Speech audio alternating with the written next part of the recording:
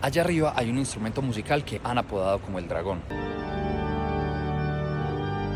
Y la misión de hoy es conocer la historia y todos los rincones del órgano tubular de la Catedral de Medellín. Nos vemos. Este monumental instrumento llegó desde Alemania en 1933 y fue ensamblado acá por el ingeniero alemán Oskar Binder, unos años después de la inauguración de la nueva Catedral de Medellín, que fue en 1931. Dicha edificación fue un proyecto que muchos describían como descomunal para esta ciudad, que apenas estaba creciendo y expandiéndose en la segunda mitad del siglo XIX y que llegó a relevar la sede del obispo, que hasta aquel momento había sido la que hoy conocemos como Basílica de Nuestra Señora de la Candelaria, y que en aquellos años ya contaba con uno de los primeros órganos que llegó a la ciudad y al departamento de Antioquia.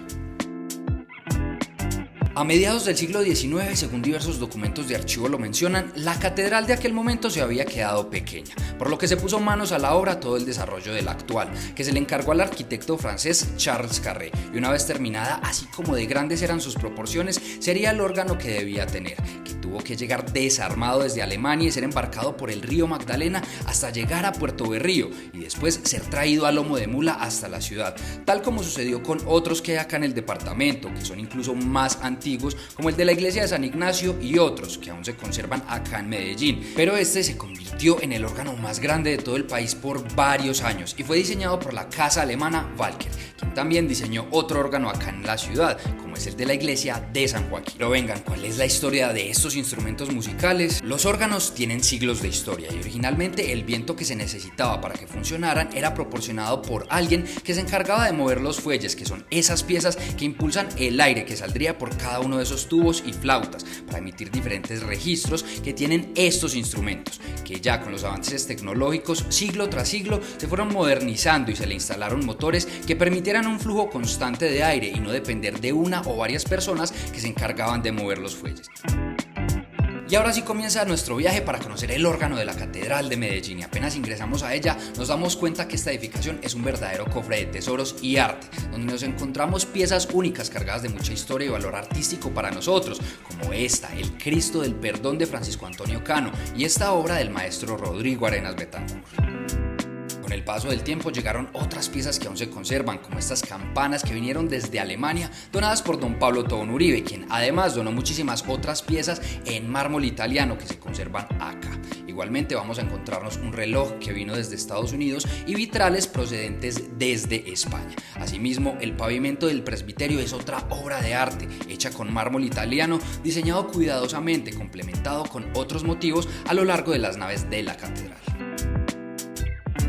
Y ahora, para llegar al órgano tenemos que ir hasta el coro, y para subir hasta allá nos montamos en otra joya histórica que custodia esta edificación, que es este elevador de la empresa Otis, uno de los primeros que llegó a Medellín. Vamos a subirnos en él hasta llegar al siguiente nivel de este volumen de una de las torres de la catedral, donde vamos a ver al fondo de ella esta puerta que nos va a conducir hasta donde se encuentra el que algunas personas han llamado como el dragón de la catedral, y es que no es para menos ese apodo, porque escucharlo es verdaderamente sobrecogedor.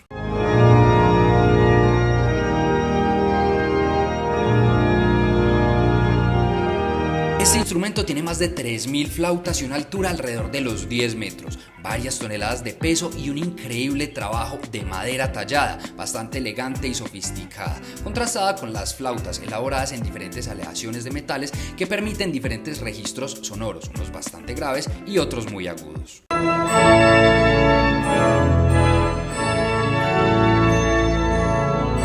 El órgano se controla con 3 teclados accionados con las manos y uno más en la parte de abajo con unas especies de pedales. Tiene un sinfín de botones y piezas como estas que permiten llegar a esos diferentes registros o sonidos que puede emitir.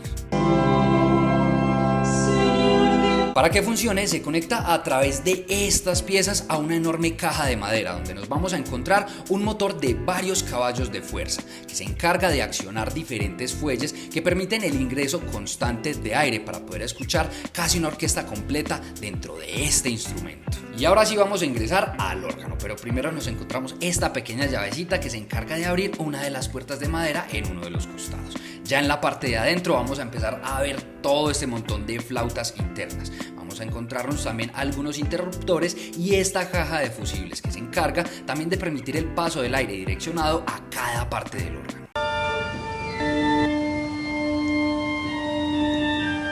Adentro también vamos a encontrarnos esta pieza histórica con una caligrafía increíble que cuenta el año en que se ensambló este órgano y una foto del ingeniero alemán Binder. Continuamos viendo más de todas las diferentes flautas que tiene el órgano, unas de ellas hechas también en madera y otras en diferentes aleaciones de metales como les había contado, conectadas a estos sistemas eléctricos que se encargan de permitir el cuidadoso flujo de aire necesario para cada flauta, donde algunas de ellas pueden medir algunos centímetros y las más grandes pueden llegar a sobrepasar los 5 metros de largo, como estas que vemos acá dispuestas horizontalmente. En otra parte también vamos a encontrarnos otro documento histórico con el registro de cada una de las intervenciones que se llevaban a cabo para poder aceitar los motores y afinar este órgano, donde veremos incluso fechas por allá de los 30. Y es que hacer mantenimiento y tocar este instrumento es una tarea que solo se le ha delegado a algunas personas, como por ejemplo al maestro José Hernando Montoya, quien por décadas fue el encargado de este órgano.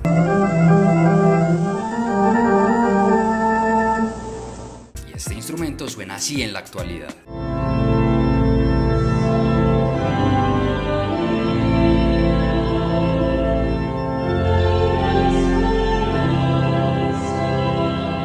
Y bueno, acá desde el interior del órgano de la Catedral Metropolitana de Medellín me despido. Espero les haya gustado este viaje y nos estamos viendo en más rincones y terrazas de Medellín.